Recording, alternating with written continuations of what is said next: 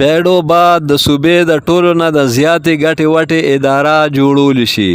نثار احمد خان: د 9 ارب روپو په لګښت د توانایي یا توان مختلفې منصوبې مکمل کولو سره صوبې ته د 32 ارب روپو ګټه ترلاسه شوې ده. د توانایي ځینو منصوبو کې وفاق سره پیښې مسلې به په ترجیحي بنیادونو حل کولی شي. د خیبر پښتونخوا د توانایي او برېښنا د سیکټري وینا: د خیبر پښتونخوا د توانایي او بجلی سیکټري نثار احمد خان ویلي دي چې صوبه کې د توانایي شعبه د زیات اهمیت وړ ده. د توانایي محکمې ځیلي اداره پښتونخوا انرژي ډیولپمنټ آرګنایزیشن پیډو د صوبې یوه ګټندویه اداره ده چې تر اوسه یې د بجلی بیلابیلې منصوبې د 9 ارب روپو په لګښت ترسره کړي دي او صوبې ته یې د 32 ارب روپو نه زیاته ګټه وټه ورکړې ده. د پیډو پشان اهمترینه اداره به د ټیم ورک د لارې د ماهرینو په مرسته د خیبر پښتونخوا ترقی یافته اداره جوړول شي چې صوبې ته به د 50 ارب روپو ګټه ورکول شي. د توانایي او برېښنا د محکمې د سیکټري د چوکۍ د چارج اخیستو نه پس د اعلی کچ غونډه کې نثار احمد خان دغه وینا کړې ده. غونډه په پیډو هاوس پېښور کې وشوه چې چیف ایگزیکټیو انجینیر نعیم خان او نور افسرانو پکې ګډون وکړ. د پیډو چیف ایگزیکټیو انجینیر نعیم خان د بریفینګ ورکولو په وخت وویل چې د پیډو په نگرانۍ کې دا وخت د هایډرو، سولر او ترمل پاور په شمول د ټرانسمیشن لاین په 42 منصوبو کار روان دی. پیډو د بجلی یا برېښنا 9 منصوبې کامیابی سره مکمل کړي دي د کومو نه چې 161 میګاواټ بجلی پیدا کولی شي او صوبې ته یې د کال د 4 ارب روپو نه زیاته ګټه وټه ترلاسه کیږي. دې سره سره په نورو منصوبو هم توند رفتار سره کار جاری دی. په دغه منصوبو کې د 4 میګاواټ مټلتان سوات، 1.8 میګاواټ لاوی چترال، 10.8 میګاواټ کوټو دیر، 11.8 میګاواټ کروړه شانګلا، 10.2 میګاواټ جبوړی مانسیرا، 10.5 میګاواټ چپری چارخیل کورم او 6.5 میګاواټ برندو تورغر منصوبه شامل ده.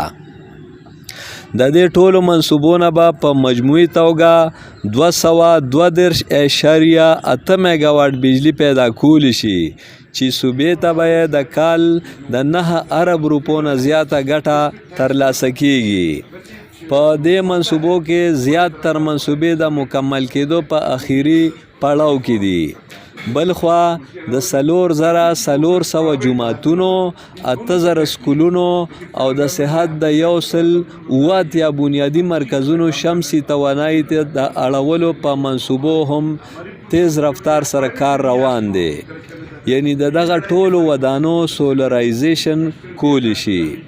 د شمسي توانایي کمې منصوبې چې سر ته رسیدلې دي د هغې نه د بجلی یا برېښنا په مد کې صوبې ته د کال د کروړونو روپو بچت کیږي.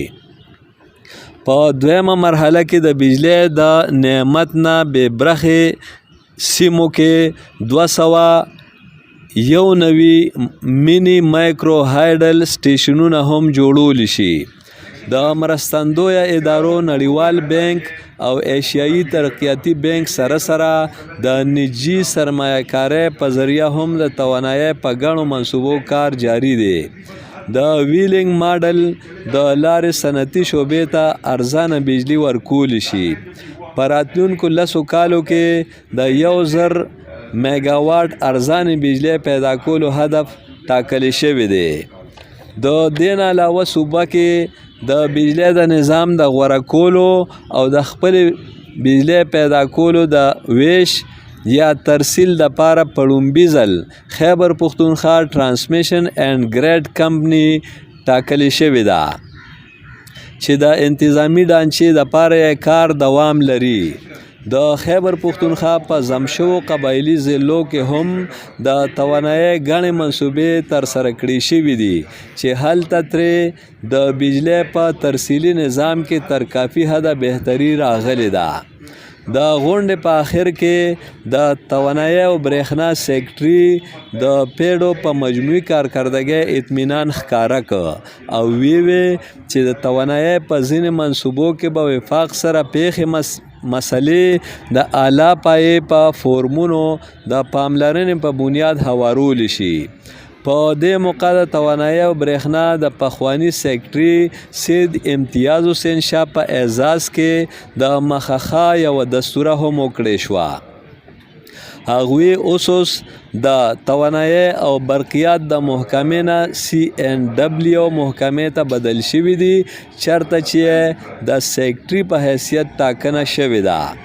دستوره کې ښاغلي سید امتیاز حسین شاه ته د توانایۍ او برقیات محکمې دپاره په غوره خدماتو پیرزوینې وړاندې کړې شوې. ښاغلي سید امتیاز حسین شاه د توانایۍ د محکمې په خاص توګه د پیډو او نور اړوندو ادارو د افسرانو او عملې د ټیم ورک ستاینه وکړه او هیله څرګنده کړه چې دغه ټول افسران او عمله به په راتلونکي وخت کې هم دغسې شپه ورځ محنت جاري وساتي او ادارې ته به نوره ترقي او پرمختګ ورکړي. په دې موقع نوي سیکټري نثار احمد خان سید امتیاز حسین شاه ته شیلډونه هم ورکړل. امجد علي خادم، پښتونخوا TV، پېښور.